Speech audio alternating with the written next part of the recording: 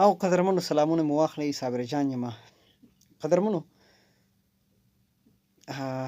د دې خبرې کله هم زه خلاف نه یم چې یو کس دې د چا څوک خوښ وي او هغه سره دې مینه کوي او هغه سره دې واده وکړي، نو زه د دې خلاف نه یم. خو دا یو نظم مې مخې ته راغی او یقین وکړه ډېر جذبات یې راته چې کوم دی نو مخې ته راوسته، هغه مینې یې راته مخې ته راوستې چې مونږ د هغې اړو پروا ونه کړو. مونږ چې کوم دی نو د خپل زړه او د خپل چې زمونږ څه خوښه وي هغه وکړو. مور او پلار په هغه رشته کې ځان سره انوالو نه کړو او مونږ واده وکړو یا چې کوم دی مونږ کور پرېږدو مونږ چې کوم دی لاړ شو. زه یم پکار ده چې انسان په خپله خوښه باندې واده وکړي، خو مور او پلار کنوینس کول دا ډېره لازمي ده. که هغه نه کنوینس کېږي نو بیا یې پرېږدئ او کنوینس کېږي به ولې نه، د بچي د خوشحالۍ دپاره مور پلار هر څه کوي.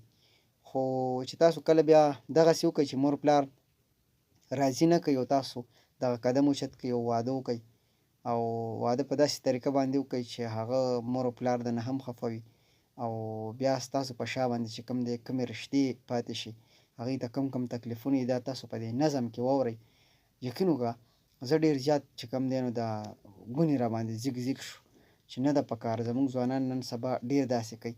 نو تاسو لږ دا نظم هم واورئ او دا ویډیو چې کومه چلیږي نو 4 کاله پس چې کوم دی نو یو لور د خپل پلار سره میلاو شو او دغه شانې په پټه واده کړی و د مور پلار د اجازت نه بغیر. دا ویډیو هم وګورئ ورسره او دا نظم هم واورئ. خوشحاله راته اوسئ. خو پیغله چې یاري کوي نو سمه جواري کوي، پیغله چې یاري کوي نو سمه جواري کوي. داو کې د خوست د خاندان عزت هم اوبیلي ستا په مټیستوب د کور تلهو قیامت سم، ستا په مټیستوب د کور تلهو قیامت سم. پلار لدی د مخ ګونجو کې اوښ کوکوتې جوړ کړله، مور دې د سپین سر وخته په لاسو شو کولی دي، رونه دي د کوره بهر تللی نه چې په ستر شو، خویندې دې اوس ګرځي غلې غلې لکه تورې وي، نو تا خو لکه واړه خاندان د خاورو لاندې کو. ای نو راته ووایه چې ستا انجام به څنګه وي، دا خو د پښتو وطن دی چېرته پټېدلی شي، یا خو به سر وخورې د خپل یار سره به خاورې شوې، یا که مو نیټه نه وي پوره او ژوندي پاتې شوې.